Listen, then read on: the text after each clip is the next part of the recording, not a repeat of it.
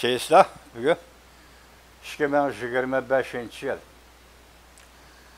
4. ayının 7. günü bugün haftaga Düşenbe vatandaş.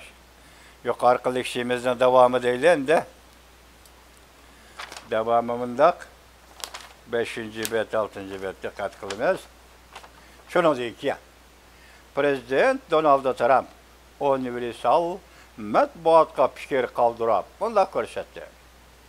Jungoliklar uchraydigan zarba Amerikaliklar uchraydigan zarbadan texmi ig'ir, texmi atrofli. O'rtadagi farq intayin cho'q. Masalan, jungoliklar qaysi darajada zarbaga uchraydi, Amerika qaysi darajada ziyon tortadi. O'rtadagi farq intayin cho'q. Jungoliklar uchraydigan zarba intayin ig'ir. Jungo biz bilan, ya'ni Amerika bilan izchil yomonlashib keldi. Chizig'isiz darajada yomonlashib keldi. Demak, bu yerda jumla shunday chiroyli elinibdi. Bu yomonlashib keldi degan so'zni Jungo izchil holda biz bilan, ya'ni Jungo Amerika Qo'shma Shtatlari bilan izchil dushmanlashib keldi deb olgan bo'lsa, bu texmi to'liq, texmi aniq bo'ladi. Asl ma'nosi shu. Demak, Jungo biz bilan Amerika Qo'shma Shtatlari bilan izchil holda yomonlashib keldi. Lekin biz Amerika bardoshlik berib keldi. Bugun hamda bundaq ish yuz bermasligi kerak. Bugun hamda Jungo Amerika bilan yomonlashni to'xtatish kerak. Shundaqla bugun Amerika ham bardoshlik berib qarab turavermasligi kerak. Amerika ham bardoshlik berib qarab turavermasligi kerak. Bu ishda endi takrorlanmasligi lozim. Prezident Donald Trumpning universal matbuotga yozgan xati. Biz bugun azaldan ko'rilib boqmagan bir holatda ish o'rnimizni va savdo sanoatimizni asliga keltiramiz. Yer shaharlashish Amerikaning savdogarlari, shirkatchilari, korxonachilarini Amerikadan elib chiqib ketdi. Başka taraflarına, başka devletlerine koyaylı meblağ selip Jungo'ya yetip geldi. Kör gülüktü kördük. Akli millik hukuki, savdo qoidasiga amal qilish, dünya savdo tashkilotini hurmat qilish masalasi, bergan va'dasiz turish masalasi, bozorni ochib etish yoki bozorni erkin iqtisod rayoniga yoki erkin savdo rayoniga yoki erkin tijorat, erkin bozorga aylantirish masalasi hammasi Jungo'ga xiloflik qildi. Bizning degan yerimizdan chiqmadi, xalqaro mezon va xalqaro qoidalarga hurmat qilmadi. Shunga Jungo biz bilan izchil holda yomonlashib keldi. Shunga Jungo biz, ya'ni Amerika bilan izchil holda dushmanlashib keldi. Gapning ma'nosi shu ekan. Biz bugun endi bu holatda ish o'rnimizni va savdo sanoatimizni asliga keltirimiz ve asliga keltirishimiz kerak. Amerika mablag' selish normasi hozir 5 trillyondan oshib ketdi. Demak, Prezident Donald Trump Oqsaroyga kirgan kundan keyin Amerikaga mablag' selish boshlandi. Masalan, Saudiya Arabiston 600 milliard mı 700 milliard dollar mablag' soldi. Onun keyinda Yaponiyaning vaziri Washingtonni ziyorat qilib 1 trillion dollar Amerikaga mablag' soldi. Tayvan mablag' soldi Amerikaga. Qancha esimda qolmadi. Tayvan mablag' soldi. Demak, hozir bu yerda gap Amerikaga 2 oy, 3 oy ichida mablag' solish boshlanib, hozir 5 trillion dollardan oshib ketdi. Yana davomli ish bor edi. Yana mablag' soladiganlar chiqdi. Bu yo'l taxmi ish bor edi. Tamojda bo'yicha siyosatda bu bir maydon iqtisod inqilobidir deb yozdi Prezident Donald Trump. Biz g'alaba qilishimiz kerak. Ching turib davomlashtirishimiz kerak. Yana bilish yo'q. Tamojda beji siyosatidan yana bilish yo'q. Ching turib davomlashtirishimiz kerak. Oxiri biz g'alaba qilishimiz kerak. Ya'ni Amerika g'alaba qilishi kerak. Prezident Donald Trump rahbarligidagi Amerika bugun g'alaba qilish kerak. Hamisha ziyon tortib ish yo'q. Endi buningga Amerika Qo'shma Shtatlarining prezidenti Donald Trump yo'l qo'ymaydi. Tamojnabeji musofisi unda o'ngishliq bo'lmaydi. Bu deganlar sen ziyon tortsan, boshda o'tsan zarba. Sana keldigan zarba bak eg'ir, Amerikamiz ziyon tortadi. O'ngishliq bo'lmaydi. Mana bu yerda deydiki, endi bu o'ngishliq bo'lmaydi. Bardoshlik berish kerak. Ammo oxirgi natija tarixiy xarakterlikdir. Mana gap. Shunigina hozir bugun bir to'r bet keldi saqlab qo'ydim. Bugun tayyorlamabdim. Ma'nisi Amerika Qo'shma Shtatlarining tamojli siyosati Jungoga qo'yilgan 34%lik tamojli beji va 54%lik tamojli beji. Hozirdan boshlab Jungoda 50% sanoat tarmoqlarining taqilishini keltirib chiqardi. 50%. Ha, vatandaş 50%.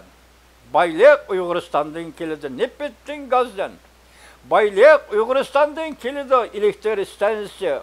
Ot elektr stansiyasidan kelayotgan elektr quvvati qudrat Jungoning ichki o'lkalariga Xitoy mustamlika mamlakatining ichki o'lkalariga kelib turdi. Baylik, pul, dollar, hamma narsa mustamlik Uyg'uristondan kelib turdi. Shuning bilan nima ish bo'ldi? Jungo Kompartiyasi sanoat davlatiga aylanmoqchi bo'ldi. Yuqoridagi amal qilmaganligi yoki dunyo tartib va qoidalarga buzg'unchilik qilganligi va dunyoga tinchlikka tahdid solganligi, Amerikaning davlat manfaatiga tahdid solganligi tufayli Amerika bilan Jungo o'tirish yiriklik paydo bo'ldi. Endi bu hisobni olamiz dedi-ku birinchi leksiyada. Bu payt hozir Jungoda hisob olinadigan paytdir. Deb ko'rsatdik vatandoshim. Endi mana shu yerda biz bugun tamojna siyosati adaqsh davomlashtiramiz. Tamojna beji musobaqasi ancha o'ng'ay bo'lmaydi. Lekin buning oxirgi natijasi tarixiy xarakterlikdir. Iqtisodiy jihatda tarixiy xarakterlikdir. Siyosiy jihatda tarixiy xarakterlikdir. Geopolitik siyosiy jihatda tarixiy xarakterlikdir. Yer sharlishni amaldan qoldirib, endi yangi dunyo tartibi degandek, masalan, Amerika dunyodagi ittifoqdoshlarni yangidan tanlash, yangidan uyushtirish, yangidan tashkillashni o'rinlab bo'ladigan bo'lsa, vaqtida Amerika hozir dunyoga boshqa bir qiyofat, ayni vaqtga tarixiy qiyofatlarni endi kayniga qoldirib, endi xulosalab, endi yangicha bir tarixiy qiyofat elib keladi. Bu tarixiy qiyofatning boshlanishi oxirgi natija tamojna beji siyosatining oxirgi natijasi tarixiy xarakterlikdir. Bizga keragi Amerika yana bir qatim qudrat tepishi kerak. Making America great again. Aqsaray kirganda shundaq dedi-ku prezident Donald Trump. Saylam davrida shundaq dedi-ku. Hozir nima deyapti? Bizga qudratlik Amerika kerak. Amerika yani qudrat tepishi kerak. Xuddi prezident Donald Trump aytgandek, mutaxassislar mundaq tahlil qilishdi. Jungo iqtisodi uchraydigan zarba Amerika uchraydigan zarbadan texmi eg'ir bo'ladi. Buni mutaxassislar ta'kidlayapti. Chunki qayta qo'yilayotgan tamojna beji Jungodan Amerikaga eksport qilayotgan shirkatlarning foydasini yo'q chiqardi. Jungodan Amerikaga eksport qilayotgan Jungo shirkatlarining foydasini yo'q chiqardi. Qancha ko'p eksport qilsa, shuncha ko'p ziyon tortadi. Ana sharoni. Demak, bu yer tunugan deganmi to'q, Jungoning tashqi savdosi suvga chilashdi va suvga chilish kerak degan edi. Demak, Jungoning tashqi savdosi suvga chilashdi. Jungo shirkatlari Amerikaga eksport qilgan tovar mallar qancha ko'p eksport qilsa, bu shirkatlar shuncha ko'p ziyon tortadi. Mana bunda. Shuncha ko'p ziyon tortadi. Agar Jungo shirkatlari yo'tkab satish, Bu devletten ikinci devletke yetkep Amerika eksport qilish yo'lini tanlab oladigan bo'lsa, endi bu yo'l itildi. Dingillatim dedik Vietnam, Kamboja qatorliq davlatlarga eksport qilib, tovar markalarni o'zgartib Amerikaga eksport qilish shekillik bu yo'llar endi itildi. Dingillatim dedik Sharq Janubiy Osiyo davlatlari Amerikaning biqiniga kirdi. Birinchi bo'lib Vietnam ko'takashini dedi. Mushkatim o'tganda Malayziya ko'takashini deganda, bu da Vietnam ko'takashini Xitoy dedi.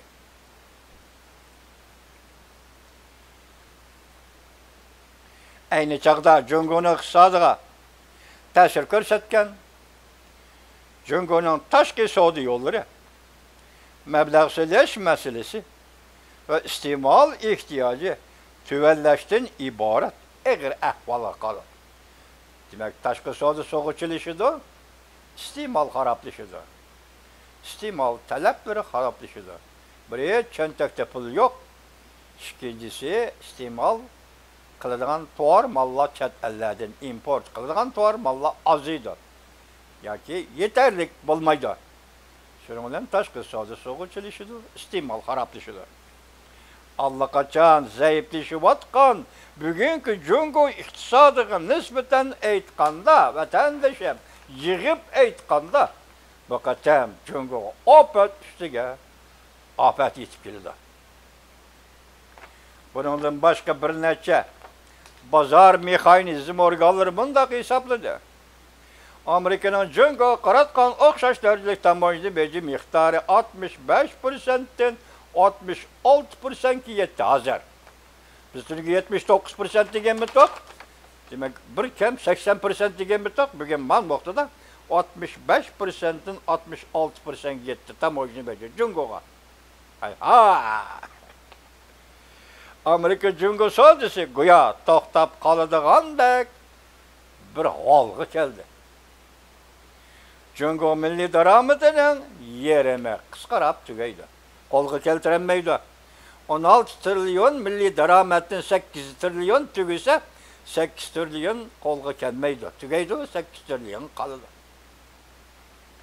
Jungo Kompartiyasi qattiq zarba berish Prezident Donald Trump yo'lga qo'ygan tamoyilni beji siyosatining muhim nishonidir. Tushunishlik bo'ldimi vatandosh, bugungi leksiyamiz qarang. Nima deydi? Jungo Kompartiyasiga qattiq zarba berish Prezident Donald Trump yo'lga qo'ygan tamoyilni beji siyosatining muhim nishonidir. Hala bugun Jungo Kompartiyasi Amerika'nın öç eleş yolunu tanlap aldı. Bununla qarta teximi yok ordurmuz tamoyilni beji qo'yish payti yetib keldi. Demek sen öç alamanda bu tadbirini qo'llanding mi? 34% baş qo'yding mi Amerikaga? Xo'sh. Amerikaning yezigilik mahsulotlarini import qilishini chekilding mi? Xo'sh. Amerikaga serak to'pa eksport qilishini chekilding mi? Xo'sh. Endi kutib tur. Bundan keyin bundan ig'ir yetib keldi. Tamoyilni bejinin bunundan mı eğri yetib keldi. Neymiş ki şundaq bo'ladi? Çünkü Jungo Kompartiyasi hukmronligidagi sanoatlik zarba berish uchundir. Jungo sanoatlashmaydi deyli, lekin Jungo Kompartiyasi hukmronligida sanoatlashmasligi kerak. Bu jumlaning ma'nosi shuga. Jungo Kompartiyasi hukmronligidagi Jungo'nun sanatlaşışına zarba berish uchundir. Jungo'nun qo'lida taqobil tura oladigan, o'ynaydigan, ya'ni kart bormi? Dasmoya bormi?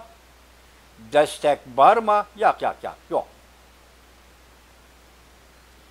Prezident Donald Trump'ning savdo va sanoat bo'yicha yuqori darajalik maslahatchisi Ajal elib kelguchi Jungo mavzuli kitobning avtori Navarro kitobida mundaq ko'rsatgan edi.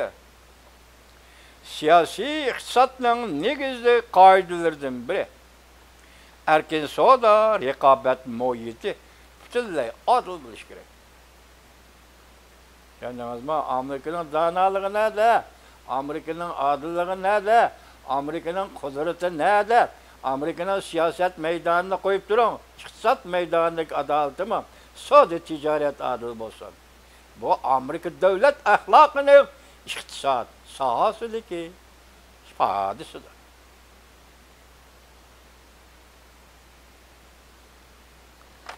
Sadece ticaret muhiti adil buluş gerek. Amerika'nın işçileri dünyanın her kaysı yerlerindeki tüm maaşlık devletlerinin işçileri ve kesipdaşları bilen rekabetli şeylerdir. Çünkü onların işlep çıkarış gücü üstün. Yani Amerika'nın işlep çıkarış gücü. Terakki kılgan işlep çıkarış gücü. Texniklaşkan maşinistanlık, texniklaşkan melikilik işçiler, bilim eli seviyesi yokkur dercilik, medeniyet sapası yokkur dercilik işçiler, tavlangan, çenikkan, pişkan, yetişken işçiler. Amerika işçileri bugünkü zamanda Amerika Koşmuş Ştatlarının hazırki könüdeki ilgar işlep çıkarış güçleridir. Eğer rekabet adil muhitte elip verildiğin bolsa, Amerika'nın işlep çıkarış güçleri, işlep çıkargan mesulatla herkes bazardan çıkıp kalmaydı. Yanıla üstünlükünü egelleydi. Deydi, hazır Amerika Koşmuş Ştatları Prezidenti Donald Trump'ın iktisat sahası boyunca, sanatlaşış boyunca yukarı dercilik məsləhətçisi Peter Navarro. Ecel elip kelgüçü Cungo mavzuluk kitabı da Peter Navarro şundak bir cümleni işletken idi. Ey Amerikalı, restoranga girip, aşxanaga girip, sen götürüp kilovatkan taksi ve bu taksideki yemeklik, her şekildeki yemeklik bilip koygun ki bu Cungo'dan kilovatkan yemeklik emas her bir taksideki zəhərdir. Bunun mənisi Cungo'dan kilovatkan yemeklik gibi dikkat kılıp kalmay, Amerika yana başka məhsulatlarının Cungo'nun bazarına girişi gibi dikkat kılır. Var şu kolumdaki mikrofon vatandaşım. Bu Amerika'da işlengen mikrofon. Hazır bunun ceni top-toğru bir yıldan artıq işletişke buludu. Bir yıldan keyin Konray'da hakkımız mı kalmaydı o vatandaş? Muşundak mikrofonda Amazon'dan $15, $20 setip alırsınız. Medin China, Cungo'da işlengen mikrofon. Elip gelip kameraga orlaştırıp sözdeydisiniz avaz yok. Sözlüsünüz avaz yok. Sahtipezlik, kazdaplık, məhsulatlarını kazdaplık kılış, sahtipezlik kılış, Xitay ahlakı, Xitay mutahemliki, muşunu işlep çıkarıştı mitidir. Əməliyyətdə bundak məhsulatlarını istimal kılan sizdek bizdek adamlar vatandaş. Adi adamlar. Demek Xitay'nın məhsulatı Amerika bazarları kıldığın muşundak məhsulatlarının sahtılığı Amerika'daki her bir istimalçının ailevi turmuş, çıkım köremege tesir görürsü de vatandaş. Yani ben sınakmış o. Baş tarafları bilmeymez, Cungo'nun mesulatlarından hazır Peter Navarro deyip taksidi kilovatkan her bir taksidiki tamaktan üzü zəhərdir. Cungo'dan kilovatkan zəhərdir. Ben eğitimen ki $10-15 mikrofon, Xitay'dan kildiğen mikrofon, hemmisi Xitay tilidi yaba, avaz çıkmaydı. Elip işiltip baksanız avaz çıkmaydı. Sahtipezlik, məhsulat üstündeki sahtipezlik. İkinci bir devlet grey dallarına iktisadi cihette ziyan köştükleri. Mana bu Xitay'dır. Mana bu bugün Cungo Kompartiyası rəhbərliğindeki sanaatli üçün tirişçallık körüstü vatkan Xitay'dır. Şuna önemli değil yokur da Cungo Kompartiyası rəhbərliğindeki sanaatli vatkan Cungo'ga zərbi birimiz.